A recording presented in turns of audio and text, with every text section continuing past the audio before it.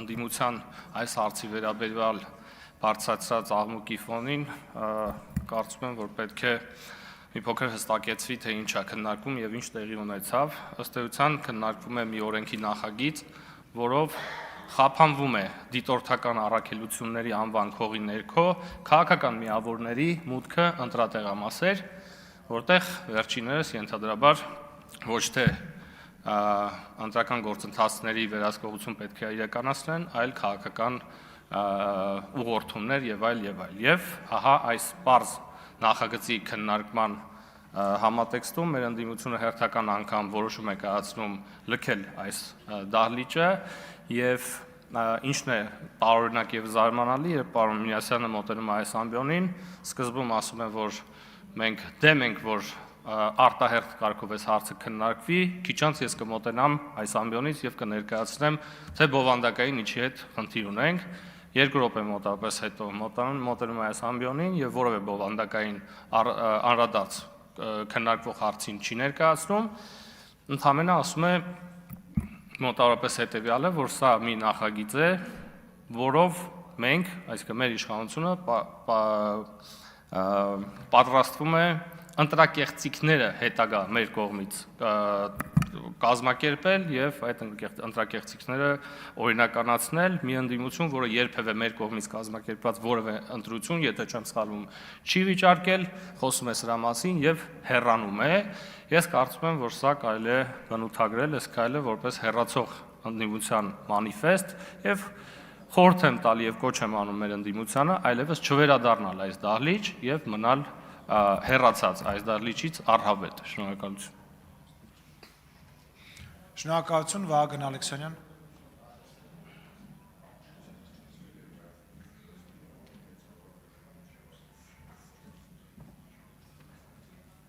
Շնորհակալություն մեծարգո նախագահ, հարգելի գործընկերներ, պարոն փոխնախարար, մենք մի հետաքրքիր կազուսի առաջ ենք կանգնած, սիրելի ընկերներ, ելույթը չի վերաբերվելու թեմային։ Ուրեմն տեսեք ինչ իրավիճակ է։ Հայաստանի Հանրապետությունում փաստորեն կան մարդիկ, բոլորս էլ գիտենք, որ կան մարդիկ, ովքեր այս կամ այն առողջական խնդրի պատճառով կամ այս կամ այն առողջական խնդրի մասին փաստող տեղեկանքի բերումով չեն անցել զինվորական ծառայություն Հայաստանի Հանրապետության զինված ուժերում։ Այդ տեղեկանքները մի մասինը իրավացի են, այդ տեղեկանքները փաստական հենք ունեն։ Մի մասինը բոլորիս համար էլ գաղտնիք չի, ոչ մեկի համար գաղտնիք չի, որ այդ տեղեկանքների մի մասը ակնհայտ կեղծ է։ Եվ փաստացի մենք բախվել ենք մի իրավիճակի հետ, որ քննչական մարմինները չունեն լծակ մարդուն պարտադիր ասեն անցի ես բժշկական զննությունը։ Այսինքն մենք այս պահին հենց կոնկրետ այդպես քաղաքական իրավիճակ ունենք որպես այդպեսին, ինչպես գիտեք, ռուսաստանցի օլիգարխ Սամվել Կարապետյանի եղբորորդին Նարեկ Կարապետյանը բանակում չի ծառայել առողջական ինչ-որ տեղեկանքի հիման վրա։ Հիմա քննչական մարմինները կասկածում են, որ այդ տեղեկանքը իսկական է, մարդու ունի այդ խնդիրը, ասում են անցի բուժզննություն, ասում են չեմ անցնում այդ բուժզննություն։ Ու իրավապահ մարմինները օրենքով լիազորություն չունեն, ասեն դու պարտավոր ես անցնես այդ զննությունը։ Իրա բարի կամքի վրա է թողնված, այն մարդն էլ ծնված օրվանից շատ հարուստ մարդու զավակ է, այդ խնդիրը չունի առնվազն։ Ու հիմա ինչ պետք է մենք անենք։ Մեր գործընկեր պարոն Սարգսյանի օրինագծերի փաթեթներից մեկում ես հիշում եմ նման մի բան կար, հետո փաթեթը չընդունեցին կամ հետ կանչվեց։ Ես հարգելի գործընկերներ, ձեզ առաջարկում եմ, որպեսզի մենք Հայաստանի Հանրապետության քաղաքացիներին ցույց տանք, որ միլիարդատերերի զավակները կապույտ արյունով չեն ծնվել։ Ինչ որ կեղծ տեղեկանքներով բանակից ազատվեն, հետո այդ կեղծ տեղեկանքների համար կրկնակի բուժզննությունից հրաժարվեն եւ այլն։ Պարոն Սարգսյան, ես ձեզ առաջարկում եմ այդ օրինագիծը կամ դուք բերեք, կամ իրար հետ բերենք, չգիտեմ, ես պատրաստ եմ, վստահ եմ գործընկերներն էլ կմիանան, որովհետեւ ինչ որ արհամարական վերաբերմունք է էլի քաղաքացու հանդեպ։ Հա մենք միլիարդատիրոջ զավակներ ենք, չենք ծառայում։ 4 որդի ունեն Կարապետյան, Սամվել Կարապետյանն ու իր եղբայրը, 4-ից ոչ մեկ չի ծառայել, այն Սամվել Կարապետյանի փոքր որդին էլ փախած է զինվորական հաշվառումից։ Չի գնում զինվորական հաշվառման կանգնի, որ գնա բանակում ծառայի։ Շնորհակալություն։ Շնորհակալություն։ Մարիա Կարապետյան, համեցեք։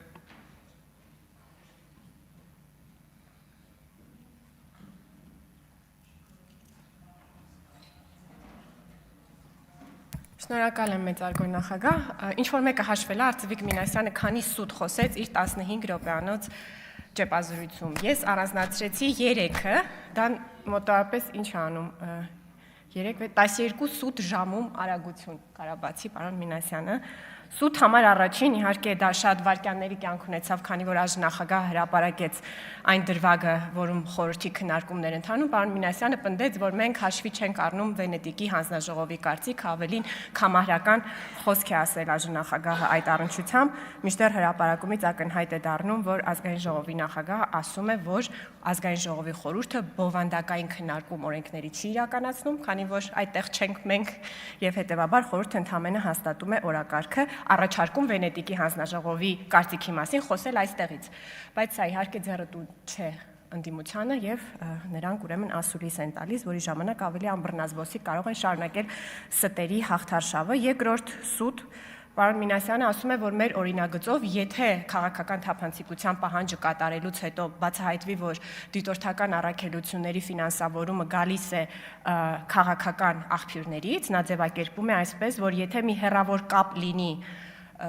ֆինանսական աջակցություն տված մարդու եւ քաղաքական ուժի միջև, ապա դիտորդական առաքելությունը կզրկվի հավատարմագրումից։ Սուտ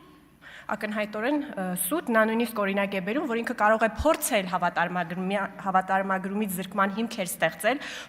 անձամբ փոխանցում կատարելով մի որևէ դիտորդական առաքելության, օրինակ Դանիել Իովանեսյանի մասնակցությամբ գործող դիտորդական առաքելության, բայց եւ սա հիմք կարող է առաջացնել զրկման, բայց ըստ նրա պնդման ԿԸՀ-ն այս դեպքում չի ընդառաջի։ Մի խոսքով այդ ստի վրա կառուցում է հաջորդական միֆեր եւ նաեւ վերջինը նա պնդում է, որ դիտորդական առաքելությունների հետ այսու չեն կարողանա քննադատել ընտրական գործընթացների կազմակերպումը, սա եւս սուտ է, որովհետեւ դիտորդական առաքելությունների խնդիրն է բացահայտել հենց ընտրական գործընթացների շուրջ բաց թողումներ, այլ ոչ թե դատողություններ անել, թե ում ընտրել, ում չընտրել։ Իսկ բոլորս այդ երկուսի տարբերությունը գիտենք։ Շնորհակալ եմ։ Շնորհակալություն, Հայկ Կոնջորյան, համեցեք։ Պարոն Կոնջորյան, դուք նաև գրանցվել եք որպես խմբակցության ղեկավարի ելույթ եւ ես երկու ելույթը խնդրում եմ միացնել իրար։ Շնորհակալություն ազգային ժողովի մեծարգո նախագահ, հարգելի գործընկերներ, այսօր մենք տեղեկացանք, որ Ստոկհոլմի արբիտրաժային տրիբունալը ամբողջությամբ մերժել է հեծի գործով Կարապետյանների միջնորդության բոլոր պահանջները, եզրակացնելով, որ նրանց կողմից պահանջված ապահովման միջոցները հիմնավոր չեն։ Սա շատ կարևոր որոշում է, որովհետև եթե հիշում եք, ամիսներ առաջ Տաշիր Սամոն եւ իր շրջապատը տենց մի փոթորիկ էին արել մեդիադաշտում, որ այսա տեսեք, մենք կդիմենք արբիտրաժ եւ Հայաստանի կառավարության գործողությունները ապօրինի են, վարձել էին տարբեր տրամաչափի թանկարժեք կամ կիսաթանկարժեք փաստաբանների եւ փորձում էին ուրեմն այս գործընթացը, որը կառավարությունը մեկնարկել է, վիճեցնել եւ սա շատ կարեւոր արձանագրում է եւ պիտի Սամվել Կարապետյանը, բոլոր նրանք, ովքեր որ կփորձեն փողի միջոցով Հայաստանի Հանրապետության ժողովրդի կողմից ընդրված լեգիտիմ կառավարության գործողությունները սաբոտաժի ենթարկել, պիտի ականջներին օղ անեն, որ թե Հայաստանում, թե Հայաստանից դուրս պետության համը մնալու է իրենց բերաններում։ Եվ ես ուզում եմ ուղղակի հիշեցում անել, հա, այն հեծի այդ որ հիմա ասում են, հա, մենք լավ մենեջերներ ենք, մենք հեծը կառավարել ենք, այ մենք նույն ձև կարող ենք կառավարել երկիրը եւ փորձում են հեծի կառավարման իրենց տխրահրճակ փորձառությունը տեղափոխել պետության կառավարման վրա։ Ես ուզում եմ հիշեցնել հեծի կառավարման եւ հեծի նկատմամբ հոգացության իրենց ամենագլխավոր ֆրազը, որը հնչեց Սամվել Կարապետյանի կողմից, ով ասաց, որ թքած այդ հեծի վրա, ով թքած ուներ այդ հեծի վրա, այդ թվում նաև այն բաժանորդների վրա, որոնց նկատմամբ հեծը տարիներ շարունակ հավելագրումներ էր արել։ Ոնց կարելի է գնալ ու մարդկանց վրա, այդ թվում թոշակառուների վրա, տարիներ շարունակ հավելագրումներ անել այն մարդկանց վրա, ովքեր կոպեկ հաշվում են, որ ամեն ամսվա վերջում իրանց կոմունալները վճարեն, եւ հետո գալ եւ էժանագին պոպուլիզմով ասել, այ մենք այսքան հարկ մուծեցինք, որից որ 20,000 թոշակառու թոշակ կստանա։ Դուք այդ թոշակառուներից հավելագրումներ եք արել տարիներ շարունակ, ձեր լեզուն ո՞նց է պատտնում, գոնե դուք պապանձվեք։ Կամ ասենք մարդիկ հիշում են, թե նոր բաժանորդ դառնալու համար ինչ էր կատարվում։ Մարդիկ տարիներ շարունակ դիմում էին, որ նոր բաժանորդ դառնան ու չէին դառնում։ Թե մենք հիշում ենք ինչ աստղաբաշխական գումարներ էին մարդկանցից պահանջում հեծում ուրեմն բաժանորդ դառնալու համար կառավարության կողմից նշանակված ժամանակավոր կառավարչի որոշումների արդյունքում շուտով էականորեն կնվազի նաև ուրեմն նոր բաժանորդ դառնալու սակագները։ Այս ամեն ինչը ինչի մասին է խոսում, որ Հայաստանի Հանրապետությունը, ես խեմ հատկապես այս թեմայի վրա անդրադառնում, հարգելի գործընկերներ, որովհետև հիշում եք, որ 2024 թվականին քաղաքացիական պայմանագիր խմբակցությունը հեծի տխրահարճակ վիճակի վերաբերյալ աշխատանքային քննարկում արեց ազգային ժողովում, որտեղ որովհետև ըստ էության արձանագրեցինք հեծի կառավարման անփառունակ վիճակը։ Եվ դրանից հետո ըստ էության կառավարությունը, կառավարող մեծամասնությունը հեծի պետականացման հայտնի գործընթացը սկսվեց, եւ այդ գործընթացի ժամանակ բացահայտվեցին ու բացահայտվելու են նորանոր խայտառակ դրսևորումներ, որոնք որ մերկացնելու են Սամվել Կարապետյանի եւ իր շրջապատի անփառունակ կառավարումը հեծի մասով։ Եվ արբիտրաժի այս որոշումը չափազանց կարևոր հանգրվան է,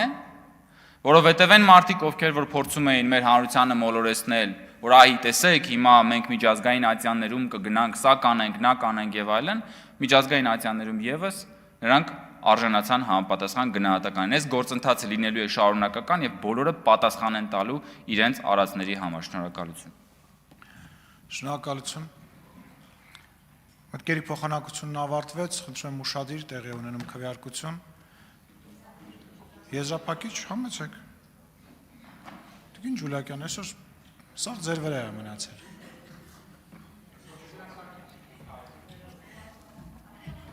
Շնորհակալ եմ, պարոն նախագահ, իրականում ամբիոնին մոտեցել եմ երկու պատճառով։ Առաջին պատճառը պարոն Մինասյանի, որի ճեպազրույցի մասին տեղյակ չէի, Տիկին Կարապետյանի ելույթից տեղեկացա, ասածին արձագանքելն է։ Իրականում ես իսկապես հույս ունեմ, որ նման հայտարարությունները արդյունք են նախագիծը չկարդալու, այլ ոչ թե հանրությանը դիտավորյալ մոլորեցնելու նպատակի, բայց հիմնական ասելիքս ուղղված է իրական դիտորդական առաքելություններին։ Ես ուզում եմ իրենց իմ շնորհակալությունը հայտնել տարիներ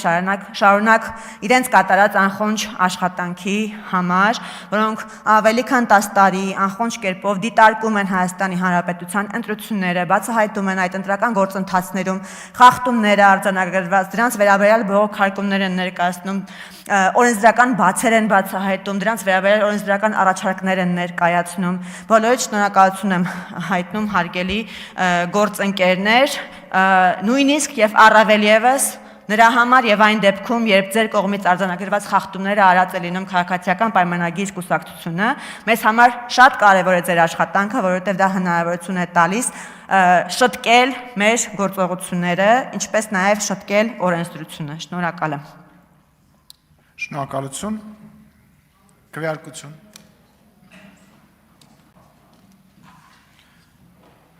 Քվեարկությանը դրում ազգային ժողովի պատգամավորներ Արուսակ Ջուլակյանի, Վլադիմիր Վարդանյանի եւ Լիլիթ Մինասյանի ներկայացրած Հայաստանի Հանրապետության ընտրական օրենսգիրք սահմանադրական օրենքում փոփոխությունների եւ լրացումներ կատարելու մասին օրենքի նախագիծը երկրորդ ընթերցումով եւ ամբողջությամբ ընդունելու մասին հարցը։ Քվեարկություն։